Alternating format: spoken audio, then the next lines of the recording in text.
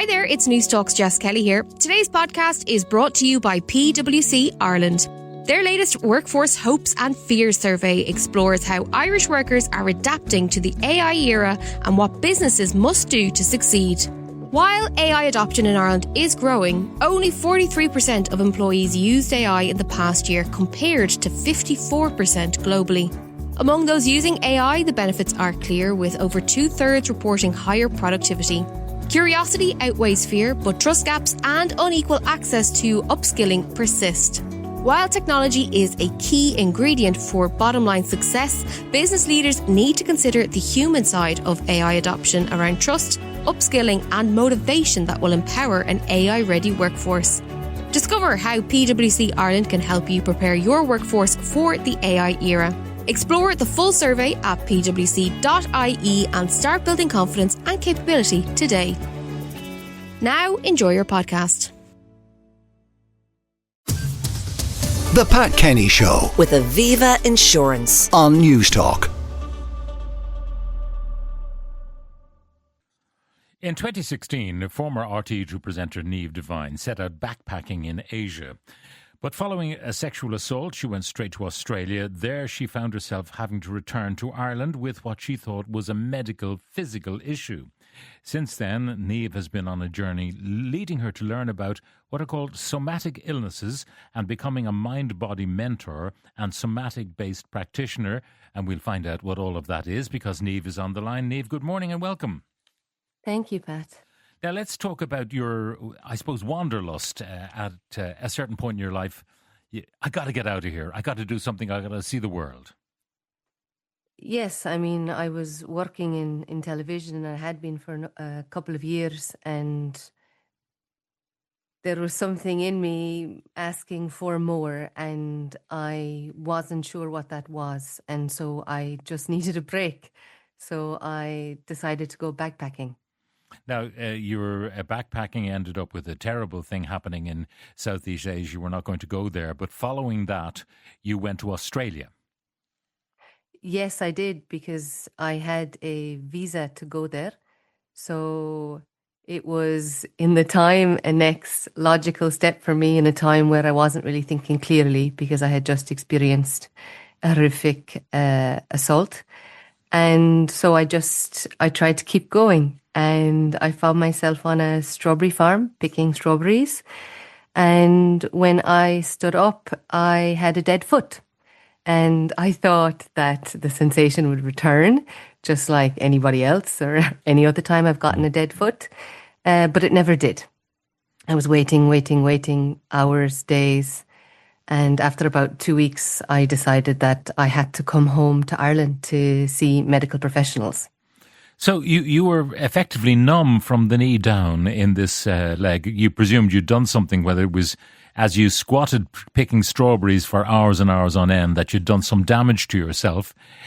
When you got home, what did the medical professional say to you?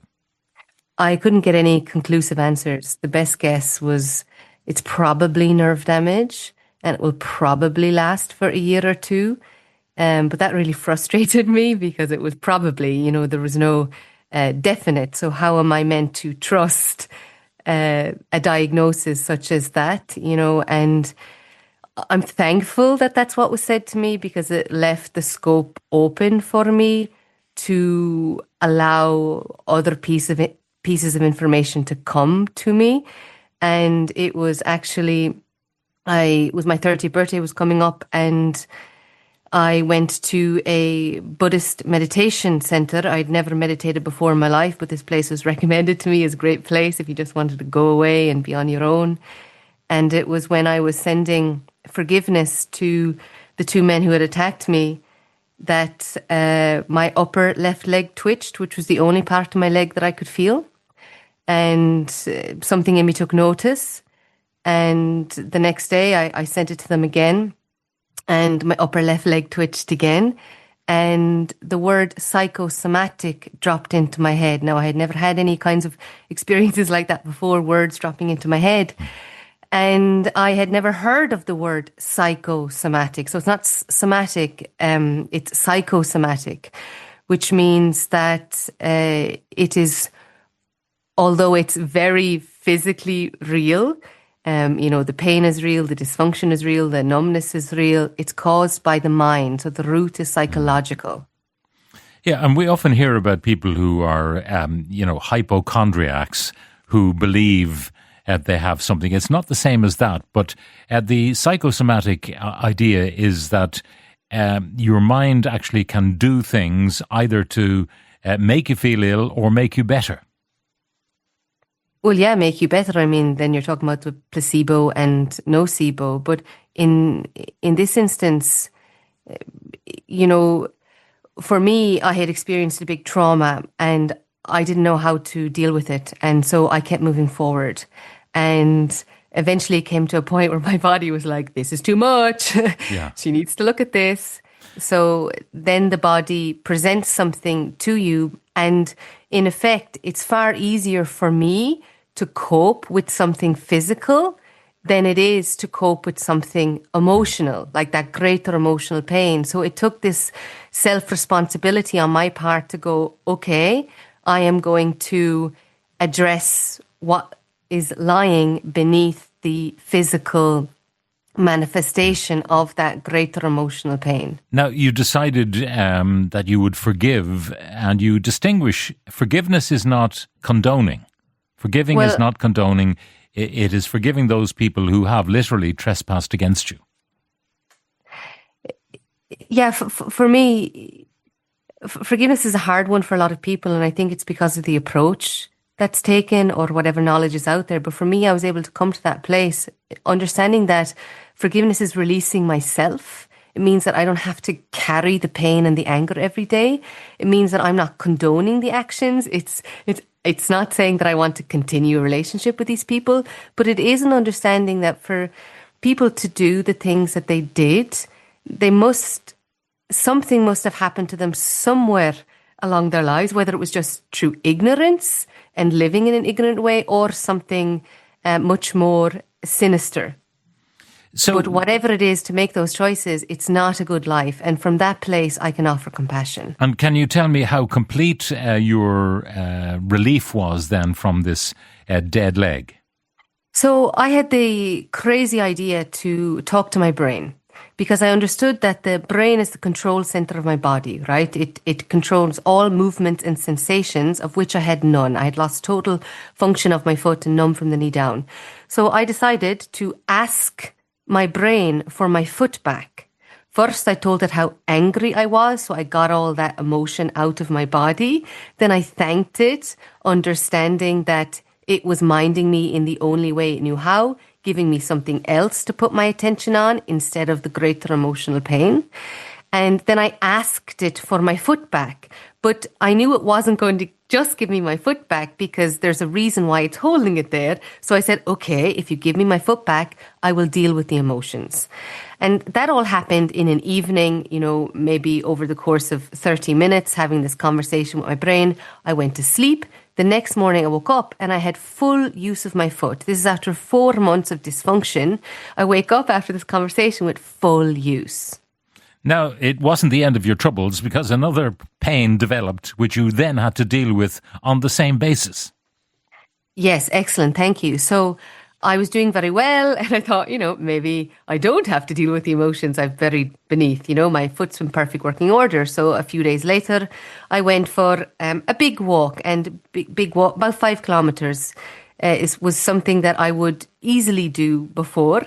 And on this walk, so the dysfunction was on my left leg. On the walk, my right leg, I got this shooting pain, almost like a sciatic pain, which was so severe, I couldn't walk any further. It stopped me in my tracks, and I had to get my father to collect me.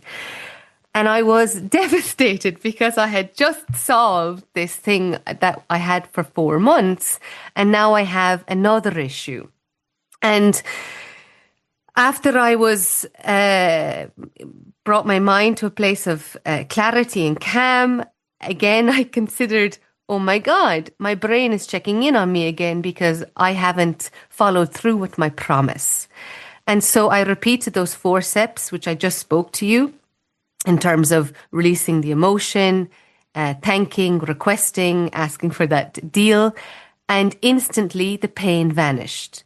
The same thing happened a couple of days later. I got a shooting pain up my right arm, but this time I understood what was happening. I went straight to my brain. I thanked it for reminding me, and I told it I would get on the case of releasing what was inside.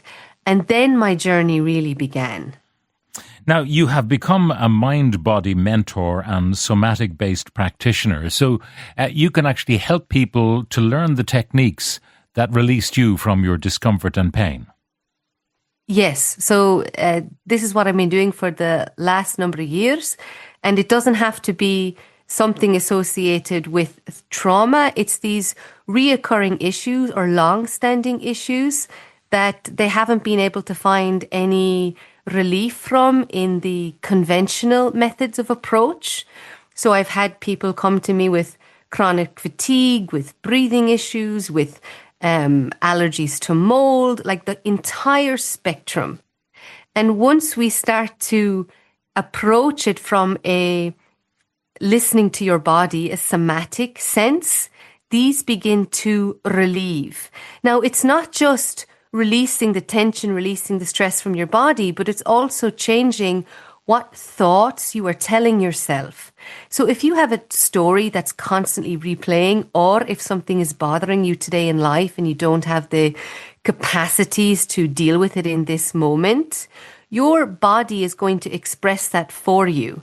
So even if we go into the body and release the tension, you can create the same physical symptom if you don't change the story you're telling yourself. Now, it is a fascinating area, Niamh, and I wish we could spend more time discussing it with you. But thank you very much for joining us on the programme and sharing that experience. And we'll put details of all of this on our website so people can be in contact. The Pat Kenny Show with Aviva Insurance on Newstalk. Hi there, it's Newstalk's Jess Kelly here. Today's podcast is brought to you by PwC Ireland. Their latest Workforce Hopes and Fears survey explores how Irish workers are adapting to the AI era and what businesses must do to succeed. While AI adoption in Ireland is growing, only 43% of employees used AI in the past year compared to 54% globally. Among those using AI, the benefits are clear, with over 2/3 reporting higher productivity. Curiosity outweighs fear, but trust gaps and unequal access to upskilling persist. While technology is a key ingredient for bottom-line success, business leaders need to consider the human side of AI adoption around trust, upskilling and motivation that will empower an AI-ready workforce. Discover how PwC Ireland can help you prepare your workforce for the AI era. Explore the full survey at pwc.ie and start building confidence and capability today. Now, enjoy your podcast.